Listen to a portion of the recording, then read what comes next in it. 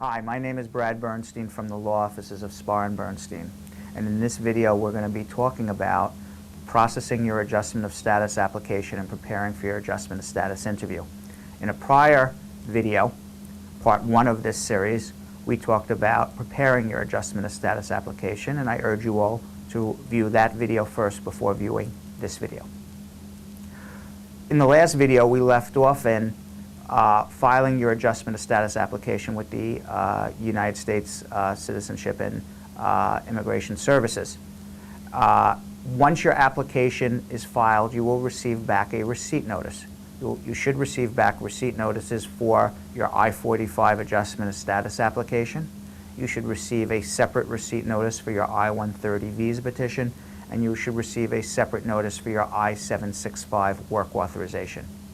If you filed for advanced parole, you should also receive back a receipt notice for an I-131 application for advanced parole. Advanced parole, which we did not discuss in the first video, is an application that allows you to travel in and out of the United States while your adjustment of status application is pending. It's an actual letter that you get back from the Immigration Service and that you travel with it and present it at the airport.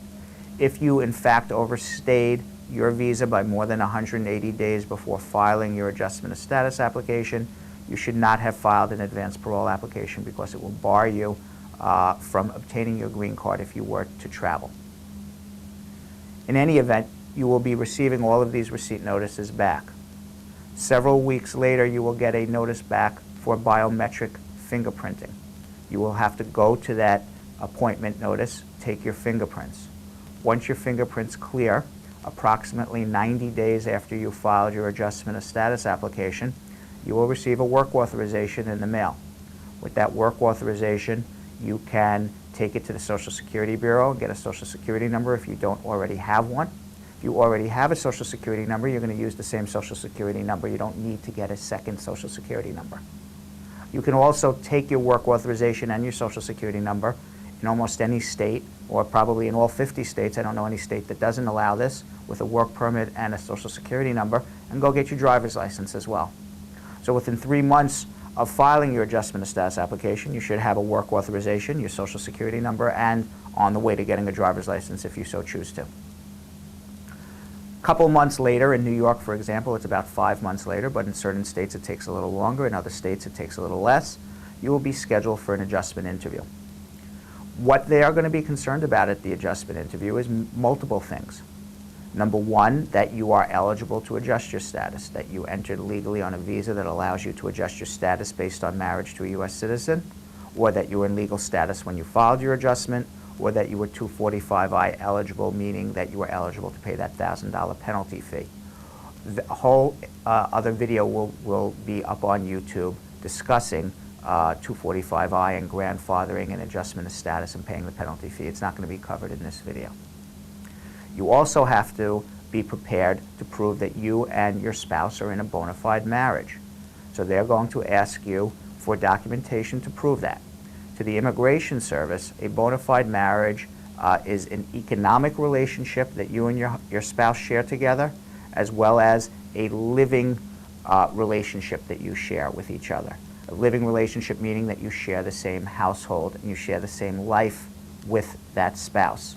An economic relationship meaning that you share the economic burdens of living day to day as husband and wife. So for example, they will want to see joint tax returns if you were married for a period of time that required you to file a tax return together. They will want to see bank statements together in both yours and your spouse's names. They may want to see insurance, health insurance, life insurance, listing each other. They may also want to see documents proving that you are living together, telephone bills, electric bills, credit card bills, any junk mail that you may have in your possession to show that you live together, leases in both your names, or if you bought real estate together, real estate in both your names. Obviously, if you have children together, that would be almost definitive proof that you have a living relationship, that it is a bona fide marriage. There is other documentation as well that's listed. There's nothing that is out of bounds as long as it's demonstrative of showing that you and your spouse live together and share the same life. When you go for the interview, you also have to be prepared for interview questions. For example, I know many spouses who live together, and if the interviewing officer would ask what color is the couch in the living room, one person may say it's white, the other person may say it's tan or beige. They're both living in the same place but may have a different concept of shades of colors. You should always make sure that you are prepared to answer questions about your living arrangements, and that if even people who are living together sometimes get certain questions wrong because they're not prepared. Obviously, if you're not living together, most likely you will be turned down. You will be found out not to be living together and in a bogus marriage, and that could lead to deportation. The other thing that everyone has to know about now is under the new Obama administration, once you file your adjustment of status application, the train has left the station. Meaning that once the application is filed, you're either getting your green card or you're going to be denied, and if you get denied, you're in deportation. There's no do-overs anymore. So you have to be very, very careful when you file your adjustment of status application that you're doing it properly, that you filed it correctly, and that you are properly prepared for your interview.